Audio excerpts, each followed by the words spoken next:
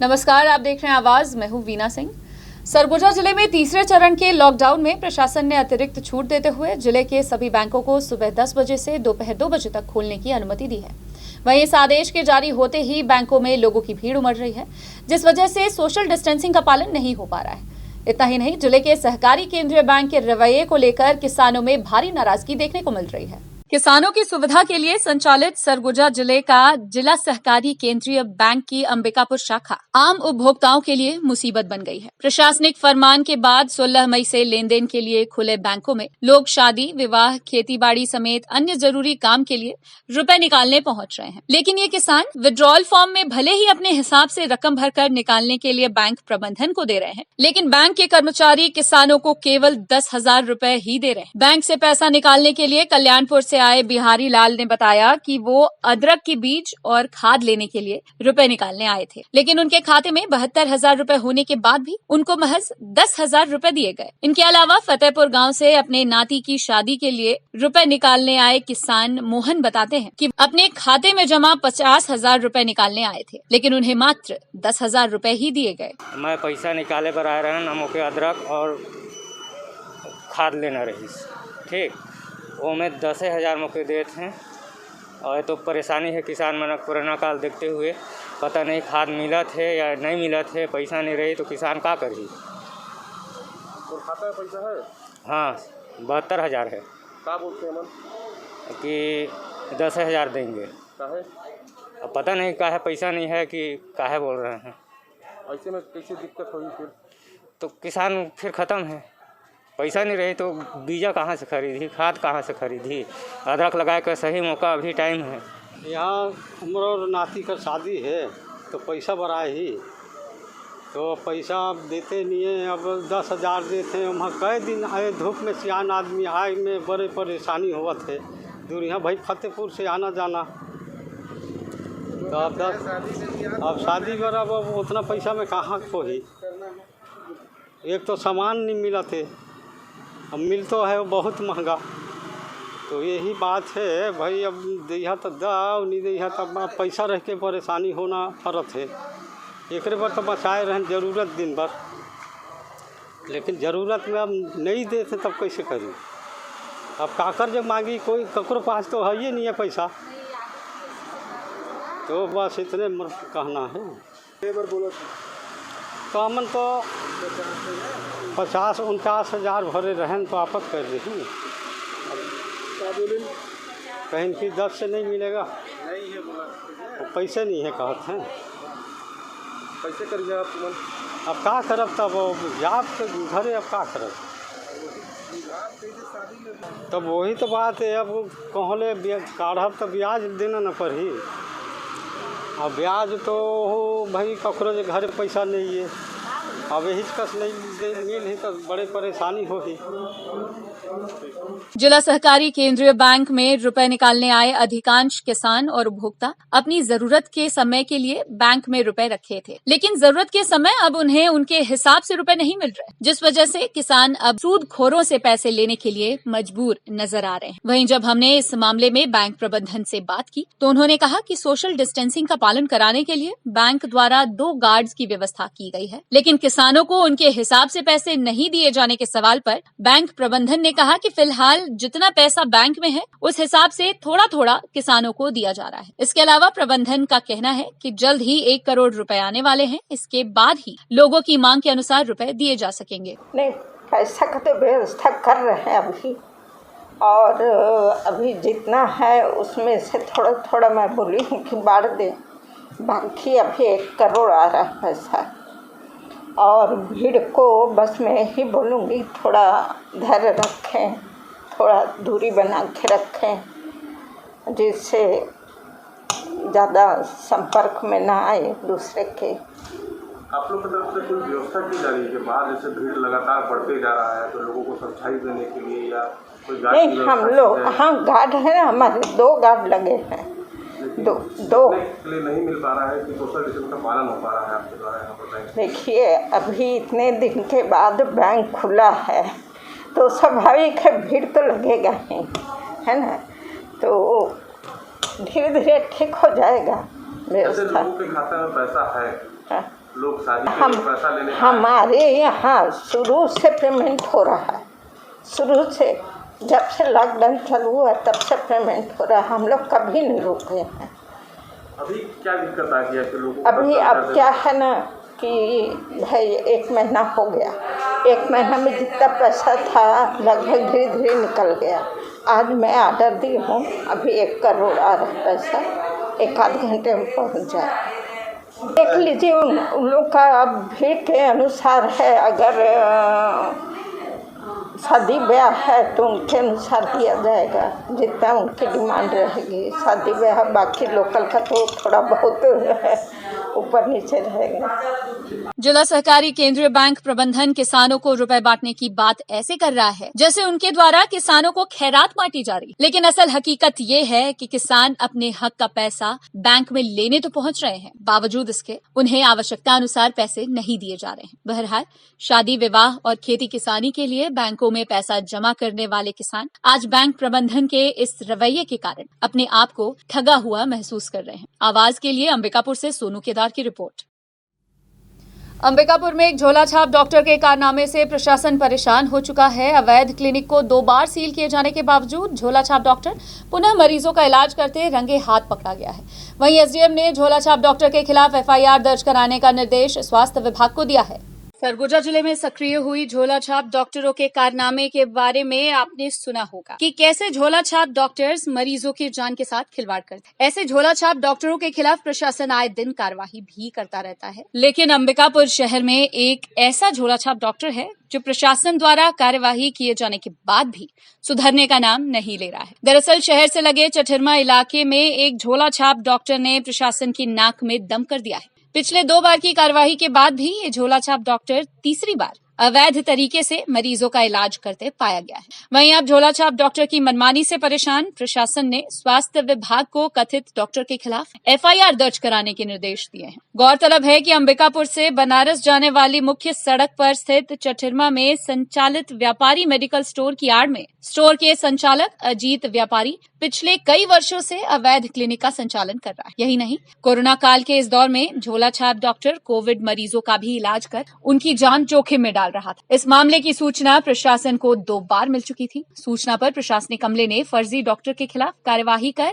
अवैध क्लिनिक को सील कर दिया था। बावजूद इसके वो सुधरने का नाम नहीं ले रहा था और प्रशासन को बिना सूचना दिए क्लिनिक को फिर खोलकर मरीजों का इलाज करने लगा था। जब इस बात की सूचना पुनः प्रशासन को लगी तो एसडीएम और तहसीलदार कार्रवाई करने के लिए मौके पर पहुंच गए। इस दौरान उन्होंने मरीजों का बयान दर्ज कर क्लिनिक को एक बार फिर सील कर दिया है। झोला छाप डॉक्टर की मनमानी से परेशान एसडीएम ने स्वास्थ्य विभाग को एफआईआर दर्ज कराने का निर्देश दिया है। लास्ट टाइम इनके जो दवाखाना है उस पर तो उनको सील किया गया था, लेकिन मेडिकल स्टोर के संबंध में थोड़े भ्रम की स्थिति थी कि वैलिड है कि नहीं है, तो इस पर ड्रग इंस्पेक्टर से जानकारी ली गई है और पुनः इसका परीक्षण किया गया मेडिकल स्टोर का। तो मेडिकल स्टोर तो वैलिड है, बी फार्मा की डिग्री है और जो डी फार्मा डिग्री होल्डर है वो दुकान में उपस्थित भी पाया गया है, तो दुकान में कोई दिक्कत नहीं है। लेकिन साथ ही दुकान के जांच के दौरान पीछे कुछ लोगों के द्वारा इलाज करते पाया गया है, जो कि आपत्तिजनक है। पिछले बार इनको इलाज के लिए वैध डिग्री नहीं होने पर ही सील किया गया था, इनके द्वारा पुनः इलाज किया जा रहा है। तो जो शेष हिस्सा एक कमरे में जहां दवाखाना के रूप में पुनः संचालित किया जाता था उसको सील किया गया है और मामले को हेल्थ डिपार्टमेंट को दिया जाएगा एफआईआर दर्ज कराने के लिए। सरगुजा कलेक्टर संजीव कुमार झा की अध्यक्षता में स्वास्थ्य विभाग की बैठक संपन्न हुई। इस बैठक में जिले भर के निजी अस्पतालों के चिकित्सक और प्रबंधक भी शामिल हुए। कोरोना की संभावित तीसरी लहर से निपटने के लिए कलेक्टर ने सभी निजी अस्पतालों के प्रबंधकों को व्यवस्था दुरुस्त रखने का निर्देश दिया है। सरगुजा जिले में कोरोना की दूसरी लहर का व्यापक असर देखने को मिला। दूसरी लहर के प्रकोप के वजह से जिले में 1 महीने से अधिक का लॉकडाउन लगा दिया गया है। इतना ही नहीं, संक्रमित मरीजों की बढ़ी संख्या और मौत के आंकड़ों की वजह से स्वास्थ्य विभाग के साथ साथ प्रशासन की भी मुश्किलें बढ़ गई थीं। इस लहर से निपटने के लिए प्रशासन ने तमाम प्रयास किया। ऑक्सीजन की कमी हो या फिर बेड की व्यवस्था, प्रशासन ने मरीजों को राहत पहुंचाने के लिए अपनी पूरी ताकत झोंक दी। जिले में जिस तरह के हालात एकाएक उत्पन्न हुए उसे देख प्रशासन अब कहीं न कहीं सीख ले चुका है। यही वजह है कि कोरोना की संभावित तीसरी लहर से निपटने के लिए प्रशासन ने अभी से तैयारियां शुरू कर दी हैं। विशेषज्ञों की माने तो तीसरी लहर का प्रभाव बच्चों पर भी देखने को मिलेगा। विशेषज्ञों द्वारा दिए जा रहे राय को ध्यान में रखकर जिला प्रशासन तैयारियां कर रहा है। इसी कड़ी में कलेक्टर संजीव कुमार झा की अध्यक्षता में स्वास्थ्य विभाग की बैठक का आयोजन हुआ। इस बैठक में जिले भर के निजी अस्पतालों के प्रबंधक भी मौजूद रहे। बैठक में संभावित तीसरी लहर को लेकर गहन चर्चा की गई। इस दौरान कलेक्टर ने निजी अस्पताल प्रबंधकों को संभावित तीसरी लहर से निपटने के लिए अभी से तैयारियां करने का निर्देश दिया है, ताकि विपरीत परिस्थितियों में हर समस्याओं का आसानी से सामना किया जा सके। इसके अलावा कलेक्टर ने जिले के सभी अस्पतालों को 50% अतिरिक्त क्षमता बढ़ाने का निर्देश दिया है। वहीं ऑक्सीजन, आईसीयू और वेंटिलेटर की भी पर्याप्त व्यवस्था करने का निर्देश कलेक्टर ने दिया है। इसके अलावा सभी अस्पतालों को इलेक्ट्रिक वार्ड स्थापित करने का भी निर्देश जारी किया गया है। साथ ही सभी अस्पतालों को मैन पावर बढ़ाने को भी कहा गया है। अभी स्वास्थ्य विभाग के साथ जितने भी अंबिकापुर जिले के निजी चिकित्सा संस्थान हैं, उनके चिकित्सकों और प्रबंधकों की अभी हम लोगों की एक मीटिंग हुई है, जिसमें वर्तमान में जो कोविड के केसेस हैं, जो दौर चल रहा है, उसमें जो लर्निंग लेसन है उसकी बातचीत हुई है। और जो संभावित जो तीसरे दौर तीसरा वेव जिसकी चर्चा चल रही है, उसके लिए हम लोगों ने एक स्ट्रेटेजी बनाया है कि सभी अस्पताल अपने यहाँ जो 50% कैपेसिटी है उसको बढ़ाएंगे। उसमें सभी अस्पताल जो है PSA प्लांट, ऑक्सीजन के जो जनरेशन प्लांट होते हैं उसको लगाएंगे। अपने यहाँ ICU और वेंटिलेटर की व्यवस्था रखेंगे। सभी अस्पताल अपने यहाँ पीडियाट्रिक वार्ड इस्टेब्लिश करेंगे, क्योंकि ऐसी आशंका व्यक्त की जा रही है कि अगला जो कोरोना का जो केसेस आएगा, जो सर्ज होगा, उसमें बच्चों को इससे इफेक्ट हो सकता है। और इसके बाद इसमें ये हुआ कि उनको जो मैन पावर की व्यवस्था करनी है, नर्सेस हो, पैरामेडिक्स हो, डॉक्टर्स हो, उनकी व्यवस्था अभी से करके रखेंगे। इसके अलावा उनके साथ डेथ ऑडिट हम लोगों ने आज किया है कि जितने भी इस सर्ज में, इस वेव में जितने डेथ हुए हैं, तो हमारी टेक्निकल टीम थी, उनके साथ डेथ ऑडिट का किया है कि किस तरह से हम आगे इसको और क्या पॉसिबल है मिनिमाइज करने का।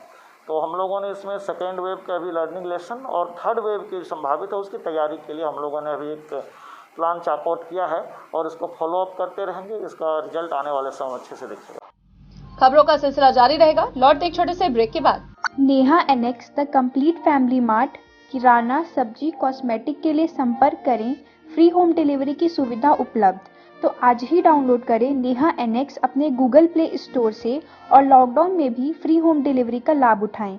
Address Neha annex complete family mart, पुराना bus stand, Ambikapur. Mobile number 7000593319। प्यूरल केयर 2011 से निरंतर अपनी सेवाएं प्रदान करते आ रहे हैं। यहाँ पर आपको मिलता है प्योर मिल्क और सभी मिल्क प्रोडक्ट्स। आप हमारे प्रोडक्ट्स को हमारे किसी भी नजदीकी प्यूरल केयर शाखा से अथवा हमारे प्यूरल केयर ऐप को प्ले स्टोर से डाउनलोड करके प्राप्त कर सकते हैं। हमारा कस्टमर केयर नंबर है 8871110770।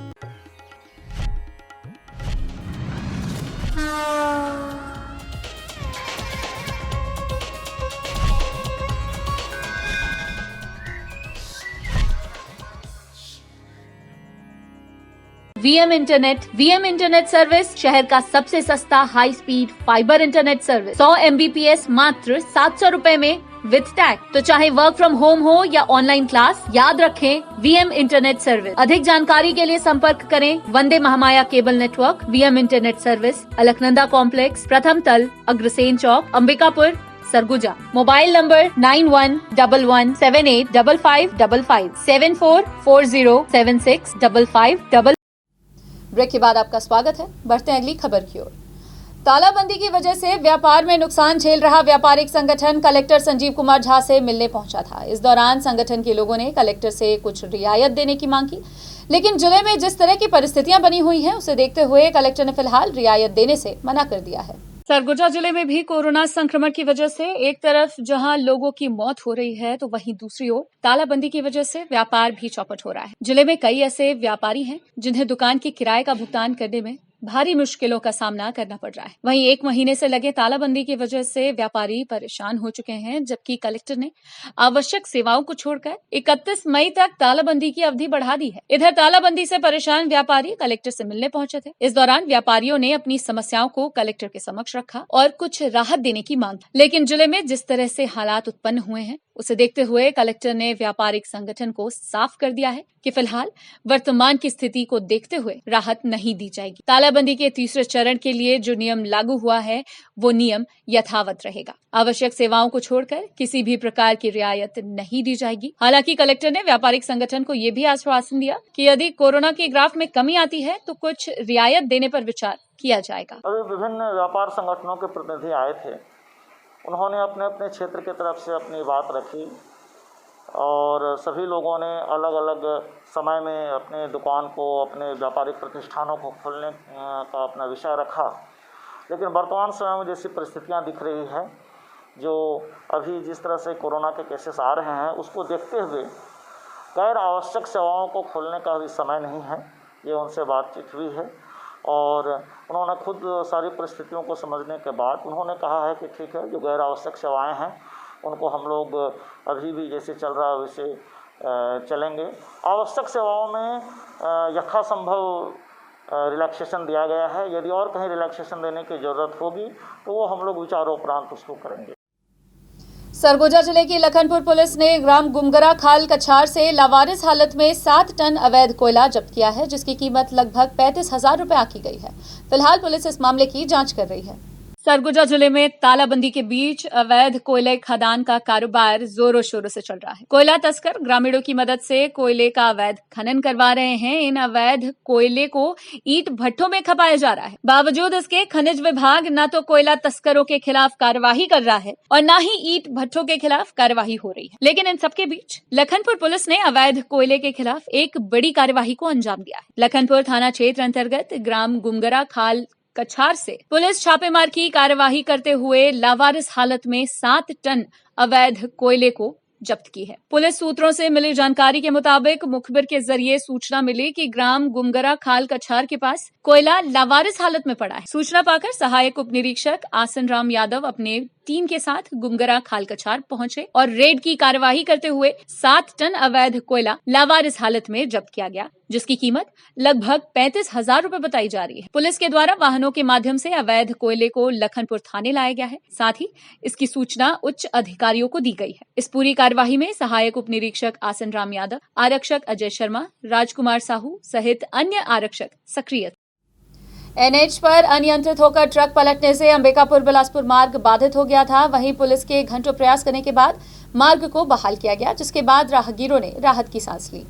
लखनपुर थाना क्षेत्र अंतर्गत निर्माणाधीन एनएच पर जूनाडीह के समीप रविवार की शाम चना से लोडेड एक ट्रक अनियंत्रित होकर पलट गया। जानकारी के मुताबिक ट्रक चालक मोना कुमार सिंह रायपुर से चना लेकर लखनपुर के नवापारा वेयर हाउस आ रहा था। ट्रक चालक शराब के नशे में धुत था, जिस वजह से वो नवापारा वेयर हाउस न जाकर लगभग 7 किलोमीटर दूर जूनाडीह निर्माणाधीन एनएच पर चला गया और उसने अपना नियंत्रण ट्रक पर से खो दिया, जिससे ट्रक अनियंत्रित होकर पलट गई। इधर घटना की सूचना मिलने पर लखनपुर पुलिस और एम्बुलेंस 108 की टीम मौके पर पहुंची। इसके बाद ट्रक चालक को प्राथमिक उपचार के लिए लखनपुर सामुदायिक स्वास्थ्य केंद्र ले जाया गया। यहाँ उसका इलाज चल रहा है। गौरतलब है कि एनएच पर ट्रक पलटने की वजह से अंबिकापुर बिलासपुर मुख्य मार्ग पर वाहनों की कतार लग गई थी। वहीं घंटों मशक्कत के बाद पुलिस के द्वारा यातायात व्यवस्था को दुरुस्त कराया गया, तब जाकर राहगीरों ने राहत की सांस ली और अंबिकापुर बिलासपुर मार्ग बहाल हुआ। वक्त है एक और छोटे से ब्रेक का, जल्द लौटते हैं। Neha annex the complete family mart, किराना, सब्जी, कॉस्मेटिक के लिए संपर्क करें। फ्री होम डिलीवरी की सुविधा उपलब्ध।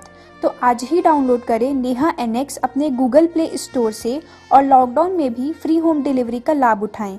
Address Neha annex complete family mart, पुराना bus stand, Ambikapur. Mobile number 7000593319। प्यूरल केयर 2011 से निरंतर अपनी सेवाएं प्रदान करते आ रहे हैं। यहाँ पर आपको मिलता है प्योर मिल्क और सभी मिल्क प्रोडक्ट्स। आप हमारे प्रोडक्ट्स को हमारे किसी भी नजदीकी प्यूरल केयर शाखा से अथवा हमारे प्यूरल केयर ऐप को प्ले स्टोर से डाउनलोड करके प्राप्त कर सकते हैं। हमारा कस्टमर केयर नंबर है 8871110770।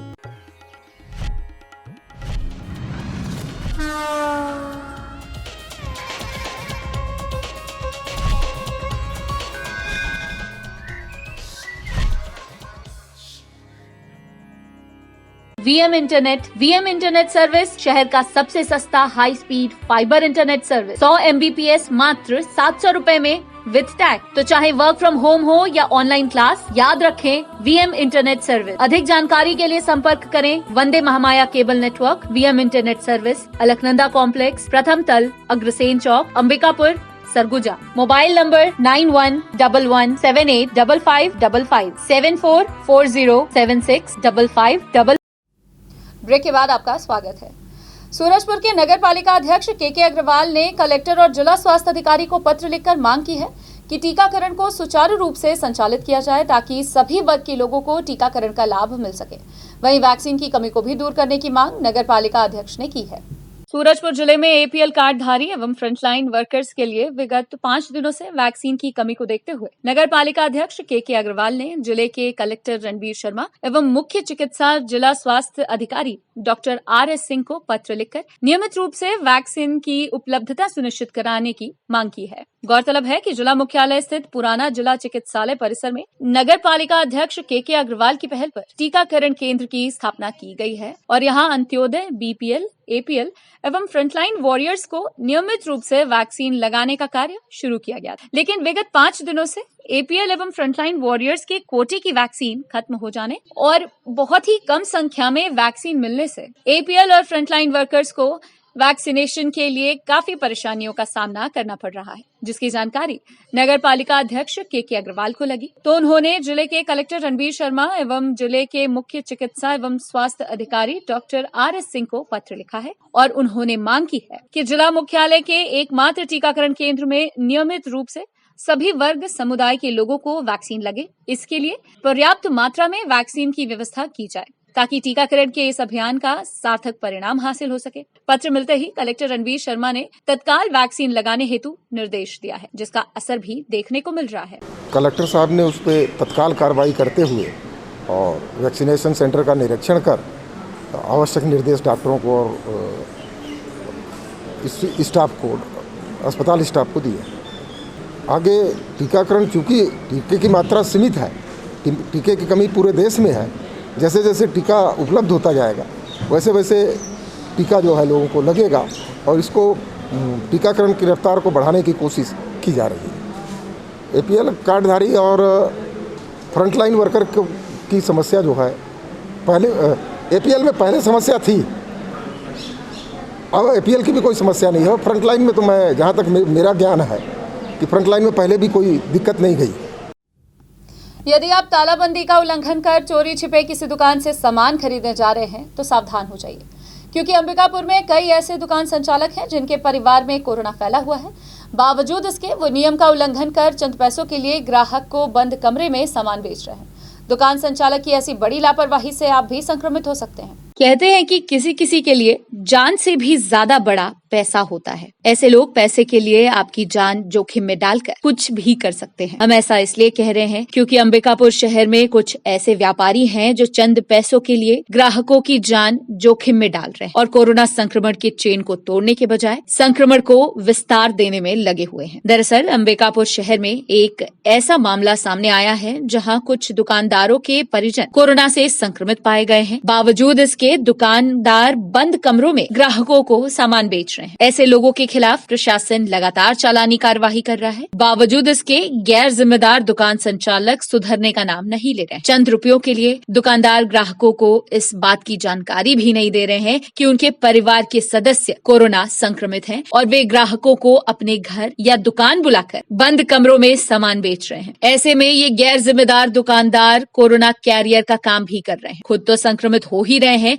वहीं ग्राहकों को भी संक्रमित करने में लगे हुए हैं। इधर तालाबंदी का कड़ाई से पालन करने के लिए प्रशासन ने अपनी पूरी ताकत झोंक दी है, लेकिन ऐसे दुकानदार प्रशासन की मेहनत को चौपट करने में लगे हुए हैं। एक ये भी वजह है कि तालाबंदी के बाद भी शहर में कोरोना संक्रमित कम होने का नाम नहीं ले रहे हैं और इन गैर जिम्मेदार दुकानदारों की वजह से जिले में लॉकडाउन की अवधि बढ़ रही है, जिसका नुकसान तालाबंदी का पालन करने वाले दुकानदारों को उठाना पड़ रहा है। बहरहाल आप भी ऐसे दुकानदारों से सतर्क रहिए जो संक्रमित होने के बावजूद आपको बंद कमरों में सामान बेच रहे हैं। इन दुकानदारों की लापरवाही की वजह से आप भी कोरोना से संक्रमित हो सकते हैं और दूसरों को भी संक्रमित कर सकते हैं। हाँ, इस तरह की शिकायत एक निगम क्षेत्र में मिली थी। छत्तीसगढ़ कृषि केंद्र है हाई स्कूल रोड में, वहाँ परिवार का कोई सदस्य पॉजिटिव है उनके और दुकान खोलने की शिकायत मिली थी, तो जाके उनको अंतिम चेतावनी दी गई है और इसके बाद भी सुधार नहीं आया तो फिर आगामी अब FIR दर्ज करने की कार्रवाई की जाएगी। बुलेटिन में फिलहाल सिर्फ इतना ही। शहर से जुड़ी खबरों के लिए देखते रहिए आवाज। इस न्यूज के स्पॉन्सर हैं VM इंटरनेट, अलकनंदा कॉम्प्लेक्स, प्रथम तल, अग्रसेन चौक, अंबिकापुर, सरगुजा, छत्तीसगढ़।